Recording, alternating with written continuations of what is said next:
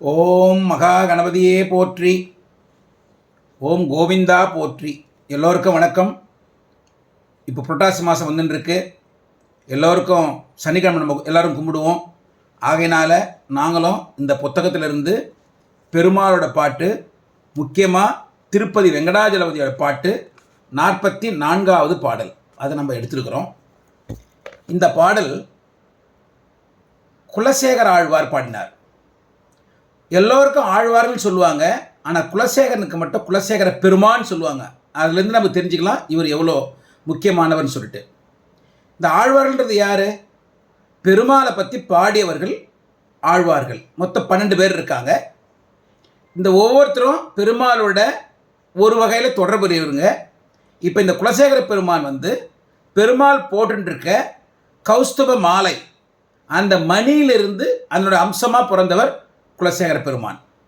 இவர் பெரிய ராஜாவாக இருந்தார் கேரளாவில். அப்போது நம்ம ஸ்ரீரங்கத்தில் ஈர்ப்பு அந்த பக்தினால் அரச பதவியை துறந்து ஸ்ரீரங்கத்துக்கு வந்துட்டார். ஸ்ரீரங்கத்தில் 3வது திருச்சுற்று, அதை செப்பனிச்ச பெருமை இவருக்கு தான் சேரும். அந்த திருச்சுற்றுக்கு பேரே குலசேகரன் சுற்று அப்படின்னு சொல்லுவாங்க. அந்த அளவுக்கு பெருமை. அப்படி அவர் பாடிய பாடல் திருப்பதி வெங்கடாஜலபதி. அந்த பாடல் நம்ம இன்னைக்கு பார்க்கலாம். செடியாய வல்வினைகள் தீர்க்கும் திருமாலே, நெடியானே வேங்கடவா, நின் கோயிலின் வாசல், அடியாரும் வானவரும் அரம்பையரும் கிடந்து இயங்கும், படியாய் கிடந்து உன் பவளவாய் காண்பேனே. இதான் பாடல். இதில் ஒவ்வொன்றா பார்க்கலாம். செடியாய வல்வினைகள். வல்வினைகள் என்ன? கொடிய வினைகள்.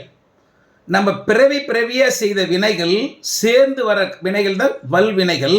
அது எப்படி போதும்? செடியாய, ஒரு செடி எப்படி வளர்ந்துக்கினே இருக்குமோ, துளுத்துட்டே இருக்குமோ, அந்த மாதிரி நம்ம பண்ணுற வினைகள் பேங்க்கில் போய் டெபாசிட் ஆகிட்டே இருக்குது, சேர்ந்துக்கினே இருக்குது, வளர்ந்துக்கினே இருக்குது. இன்ட்ரெஸ்ட் வளர்கிற மாதிரி வளர்ந்துட்டே இருக்குது.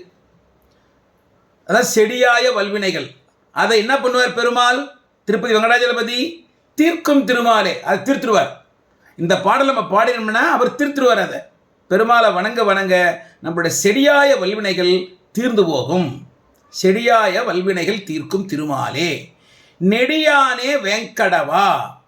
நெடியானே, நெடிந்து நிற்பவர். திருவேங்கடமலையான் நெடிந்து நிற்பவர். எப்போ நெடிந்து நின்றார்? பெருமாளோட அவதாரங்களில் தசாவதாரம் இருக்குது. அதில் ஒரு அவதாரம் வாமன அவதாரம். ரொம்ப குள்ளமாக வடிவெடுத்தவர். அப்புறம் வடிவெடுத்து மாபலி சக்கரத்துக்கிட்ட போயிட்டு 3 அடி நிலம் கேட்டார்.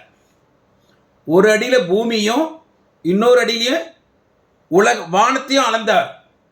அப்போ எடுத்த உருவம் பேர் திரிவிக்ரமன். அந்த அதுதான் நெடியானே, நெடிந்து நின்றார். அதனால் அவர் பேர் நெடியானே. அந்த திரிவிக்ரம அவதாரத்தில் உலகத்தை 2 அடியால் அளந்து 3வது அடிக்கு மாபலி சக்கரத்தோட சிரசில் பதிச்சு மாபலி சக்கரத்தைய பாதாளோகம் அனுப்பிச்சு அங்கே அவருக்கு முக்தியும் கொடுத்தார்.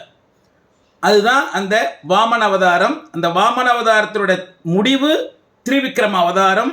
அது நெடிந்து நின்ற அவதாரம். அதான் நெடியானே வேங்கடவா.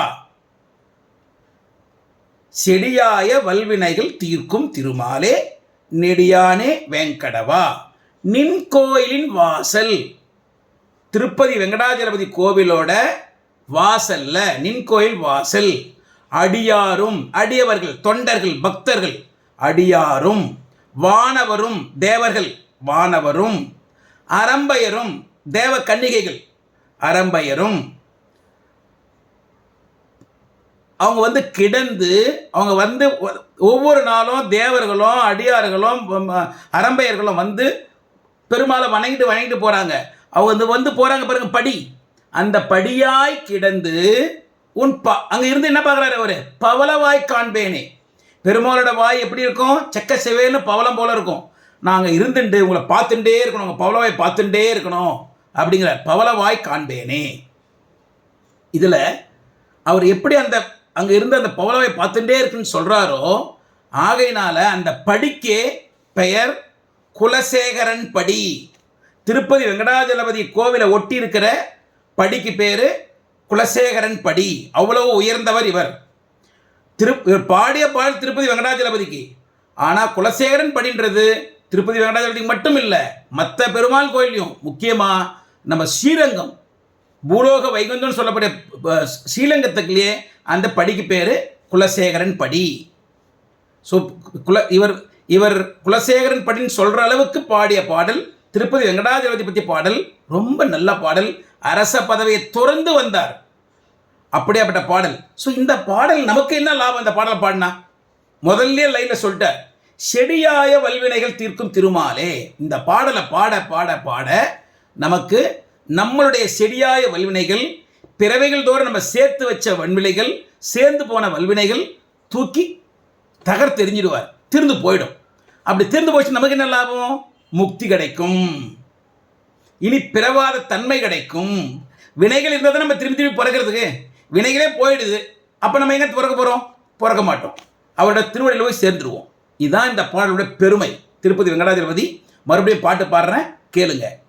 செடியாய வல்வினைகள் தீர்க்கும் திருமாலே, நெடியானே வேங்கடவா, நின் கோயிலின் வாசல் அடியாரும் வானவரும் அரம்பயரும் கிடந்து இயங்கும், படியாய் கிடந்து உன் பவளவாய் காண்பேனே.